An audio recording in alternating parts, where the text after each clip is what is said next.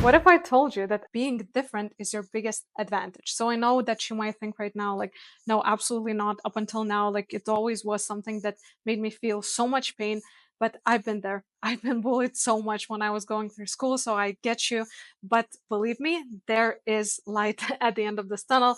And this tunnel is going to be this video because after this, you're going to change your mind and you're going to see that as your biggest advantage. So let's go. One phrase that I absolutely love, and I actually heard it recently, it was said, in order for you to be exceptional, you have to be an exception. So of course, what does that mean? It means that you cannot be the same as absolutely everyone else. You have to do things differently in order for you to have those different results too. And of course, it's just common sense, right? And how Einstein said, it's something along the lines that essentially you cannot do the same thing and expect a different result happening.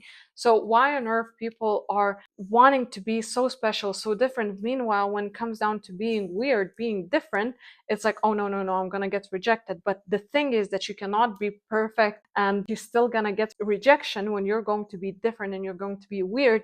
And look at all of the innovations that happened in the world. Everything new, everything that changed the world, actually, they came from thinking differently, from doing things differently. So a lot of examples that are out there, but you just can look in the top 10 of richest people in the world. Of course, the ones that we see, for example, in Forbes, and the ones that we don't know even are that behind the scenes. But other than that, let's just look at those who are on Forbes lists. So for example, well, Elon Musk, everyone knows, right, that he definitely is thinking very differently than everyone else. He's definitely pushing that expansion to next level.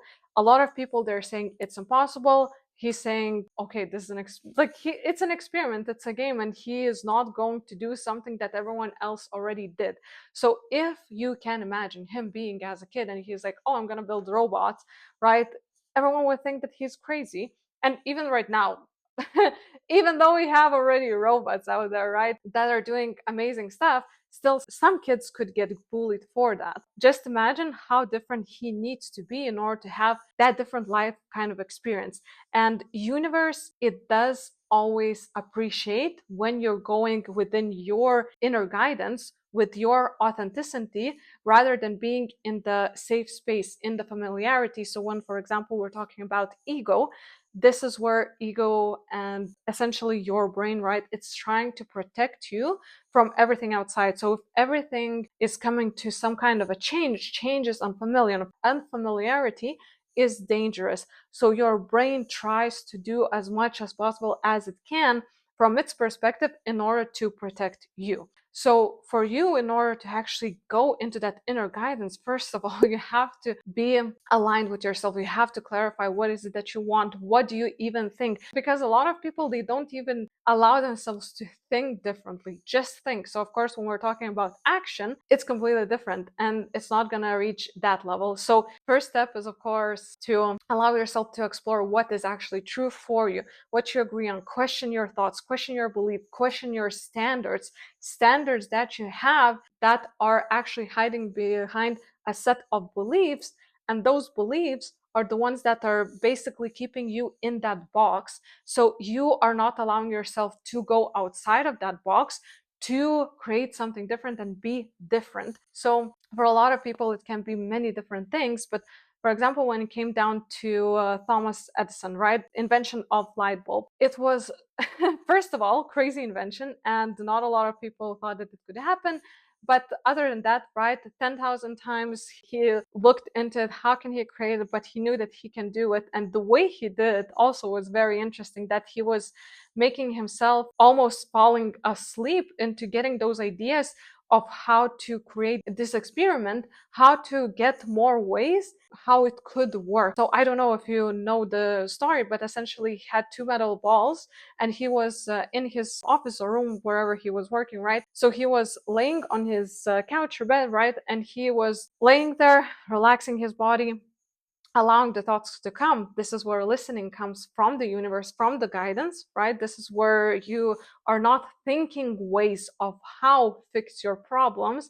This is where you're allowing universe to give you the ideas and then you're trying them out. So when he's in that relaxed state, delta, theta, right? When he's very close to falling asleep, his hand is basically falling, and then those metal balls are falling to the metal bottom that he had under his, I don't know, was it couch or was it bed, but essentially it created a noise. So he woke up, and those ideas he was writing down, he was so going further into experimenting and trying to find a new way how to create that light bulb. Of course, other than that, we have Einstein, who thought completely differently. Of course, a lot of people, they knew that he's a genius, but also in order for you to be even a slight genius, you have to allow yourself to think differently. If he would minimize himself and he thought, oh, I need to be the same as everyone else, we would never have all of the knowledge that he has provided to us about the universe. So it's necessary for you to be different in order to be exceptional. You have to be an exception in order for you to be exceptional. There's no way around that. This is why authenticity is absolutely crucial for you to move in the right direction, to have that wonderful life. Because, of course, if you're going to be listening to someone else how to do that, you are allowing someone else to take over your life, to put them into a driver's seat right in the car, and you're the one who's chilling. And you're trusting where they're going to bring you, and you don't even know where they are bringing you. You only think that you know, and you think that you want the same result. But at the end of the day, your soul brought you into this reality for your particular purpose. And if you not allow that authenticity, honestly, you're not even going to be happy as you want to be, because every single person has a different, unique perspective. You're not going to find even two people who have the exact same perspective about world regarding absolutely everything. So this is why you have to allow yourself to think differently, to be different, because you are brought here into this world in order to be different, and that different perspective will allow to move mountains. And this is why these people are greatly appreciated by the universe. This is where those, for example, finances start flowing. This is where everything starts coming into place, because even though logically, by the guidance that they get from the universe, right, when they are connecting to themselves, a lot of times it doesn't make sense, it's scary, and you feel that you still want it and it's still more exciting. You're going into that direction. It's not easy, it's scary as fuck, but it always will going to bring you where you have to be. And of course, you have to be courageous enough to actually take those steps, to listen to yourself. Not everyone in the world around you, especially who's not connected to their inner selves, but even those who are connected to their selves, they are not going to tell you what you need to do in your particular situation, because they are not you. They cannot align with you, with your higher self. This is not going to be ever the case.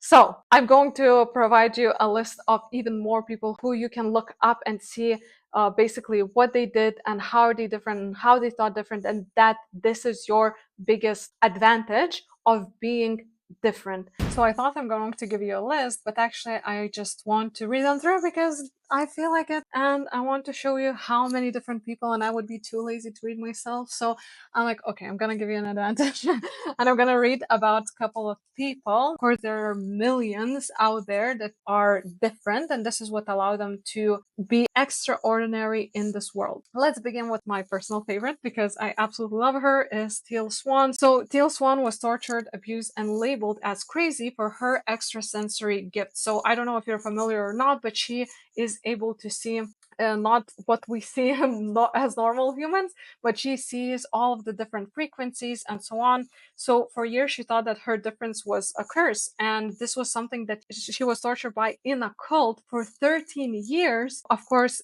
she didn't like it and she didn't want it. And this was something that she was trying to run away from, until she faced it, embraced it, and turned her trauma into healing for herself and a lot of others. And I am one of those people who is helped by her. So, of course, she felt that others even wouldn't look at her, or she would be someone who would be consistently hurt by them. But yeah, right now she's teaching a lot of people and helping them out. Then moving forward, Jeff Bezos. So Jeff Bezos, who do not know, he's someone who brought Amazon to life, right? So Jeff walked away from a high-powered Wall Street job to start selling books on a thing called the internet. So people told him he was throwing his life away, and of course, a lot of people would give that same reaction even right now for anyone, right? So he worked in a garage with doors from Home Depot as desks. He endured years of criticism and ridicule, so he actually took 5 years in his garage to actually build something so powerful as that. He always thought 10 years ahead and people wouldn't understand him. It was his difference. And of course, his legacy is Amazon. Then another one for spiritual people out here, Esther Hicks, or as we know, Abraham. So Esther never planned actually to be a spiritual teacher. She was very shy, very reserved, until one day she began channeling Abraham. At first, she even questioned her sanity. Others judged her, and of course, even I actually judged her because I wouldn't understand. And it was, I don't know, maybe year 5 when I actually started listening to what her teachings are saying about the universe and everything. And right now, I think it's absolutely wonderful. But she had to come to the point where she needed to be okay and open to be different. She was an Oprah too. And of course, there's always a lot of questions about, and still it's weird for a lot of people. However, you cannot say that she did not succeed in spiritual field. And right now, she's definitely a huge, huge name out there for spiritual people and one of the biggest spiritual teachings out there. And then, of course, Albert Einstein. So he was labeled as slow and didn't speak fluently until age 9, which is absolutely crazy.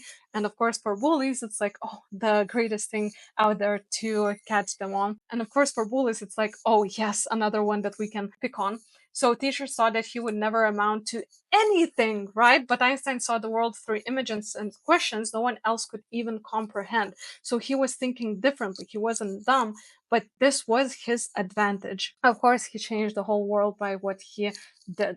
Then Steve Jobs, of course, everyone knows him. So he dropped out of college, right? He was called arrogant, too emotional, too intense, but Steve didn't just want to build computers. He actually wanted to build beauty, functionality, and everything. So he combined art with technology, right? And he demanded impossible things. Of course, it was tortured. And I read the whole book about him, how it was working, but it doesn't matter in this particular context, right? Because he was brave enough. He was courageous enough. He just didn't give a shit. And he was different. And he knew that it was his advantage. Then next one, this is a little bit new and I actually wasn't even aware and I was just Googling and looking at different stuff. So Frida Kahlo, I might be pronouncing this wrong, but she lived with unbearable physical pain and emotional heartbreak. She couldn't hide it, so she painted it boldly. She didn't fit beauty standards. She didn't apologize. She was raw, messy, real. She wasn't trying to fit in by copying someone else's art. She was completely different, and it takes a lot of courage to even paint differently. Essentially, she wasn't looking into the world for her to know how to express herself. She was looking into herself, into her pain, and she was allowing for that to translate and be her unique self. Of course, there are a lot more people out there that I could talk about, but I think you get the gist of everything that I just went through, and I hope you feel a little bit more inspired and actually hopeful and excited about what you have different about yourself, because you definitely do, even if you are someone who's like, I never was particularly weird. Well, you actually have something different and something rare about you, and that is an absolutely amazing thing. Being different is absolute necessity in order for you to be greatest you and be brought to biggest blessings in your life, and not other way around. Let's be honest that a lot of people that are thinking that, oh, I just want this and that's it. They see outside, okay, I can see path there. They reach that destination and they're like, shit, I'm not happy. I have all this money, I have all these cars that I thought that I needed to be happy, but something feels off. Like they thought that it's going to be everything that they wanted, but still they don't feel fulfilled. Why? Because they weren't following their path. They were copying someone else's path and they thought that this is going to fulfill them. The further it goes, the more people are realizing that, and they actually sell everything, get rid of everything, and they start to tap into what are they passionate about, what brings meaning to their life, what they like to do, what they love to do, how can they contribute, because they don't want to just do that for themselves. They lack that connection, that purpose, and this is where they rearrange the whole life, and then they see that they benefit even more from it than anything else that they had before, even though they already been in that mindset that I don't care because I see that this is not bringing me happiness, so it has to be something else. Can you imagine how much resistance is being released at that moment, and everything is destroyed, where a lot of people would start to freak out? They are taking it as, okay, because I don't have any other way, I just have to figure out what brings me joy in life, because I cannot live otherwise. Because why would I live? Because I cannot enjoy. I thought that I'm going to enjoy that, and that was not it. So I'm taking everything and I'm going to pursue that, and that is all.